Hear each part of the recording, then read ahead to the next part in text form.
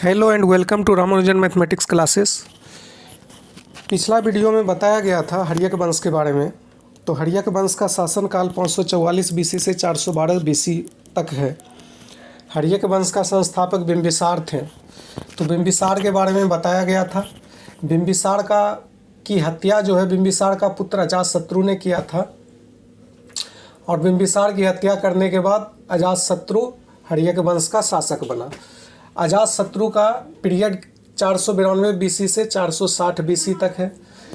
अजातशत्रु का मतलब होता है जिसका कोई भी शत्रु ना हो या जिसका कोई भी शत्रु ना जन्मा हो, उसी को क्या कहते हैं, अजातशत्रु।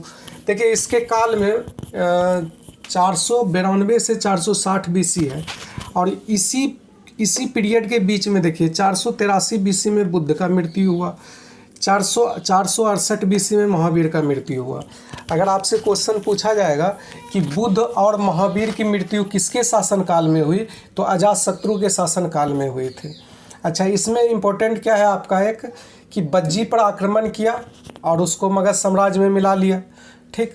अच्छा, सबसे इम्पोर्टेंट अजातशत्रु किया था कि मगध में ये 8 स्तूप का निर्माण करवाया था। स्तूप में क्या होता है कि महात्मा बुद्ध जो मृत्यु हुई थी महात्मा बुद्ध की, तो उसका जो अवशेष था उस अवशेष को रख करके जो एक उस पर बिल्डिंग खड़ा किया जाता है, उसी को स्तूप कहते हैं। तो इसी के द्वारा 8 स्तूप का निर्माण करवाया गया था। इसके कार्यकाल में इन्होंने 2 नया हथियार का यूज किया। एक था रथमुसल और दूसरा था महाशिलाकंटक। 483 बीसी में अजातशत्रु ही करवाया था प्रथम बौद्ध महासंगति का आयोजन करवाया था। कहाँ हुआ था, तो राजगिरी के सप्तपर्णी गुफा में हुआ था। इसका अध्यक्षता किया था बौद्ध भिक्षु, एक था महाकश्यप इसके अध्यक्षता किए थे। इसमें इम्पोर्टेंट वर्क यही हुआ था कि इसमें 2 पिटक जोड़ा गया था, सुत्त पिटक और विनय पिटक। सुत्त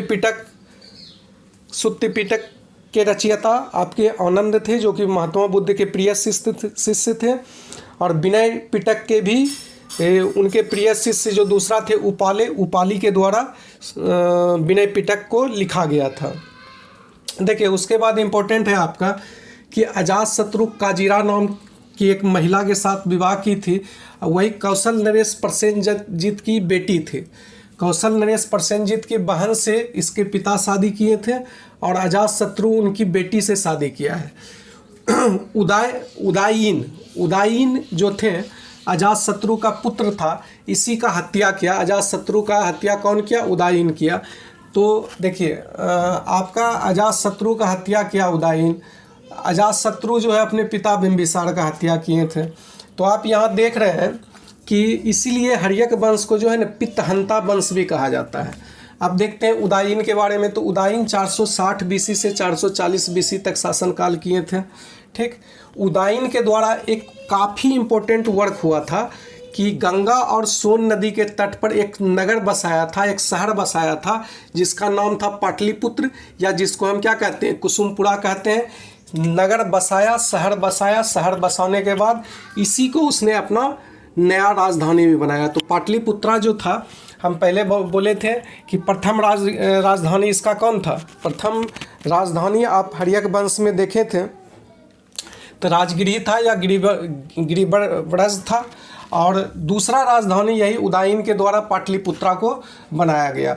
अब देखिए उदायीन ये सब छोटा मोटा शासक था। इसका एक मुख्य कार्य यही था कि एक पाटलिपुत्र नगर की स्थापना की थी। उदायीन के 3 पुत्र हुए, एक थे अनिरुद्ध, उसके बाद मुंडक, लास्ट ही नागदशक जो था। सब छोटा छोटा समय के लिए शासक बने। सबसे लास्ट में आपका नागदशक अंतिम शासक थे। नागदशक के ही महामात्य या महामंत्री कहिए शिशुनाग थे। शिशुनाग जो था नागदशक का हत्या करके शिशुनाग वंश की स्थापना की थी। तो नेक्स्ट वीडियो में हम देखेंगे शिशुनाग वंश के बारे में। Thank you.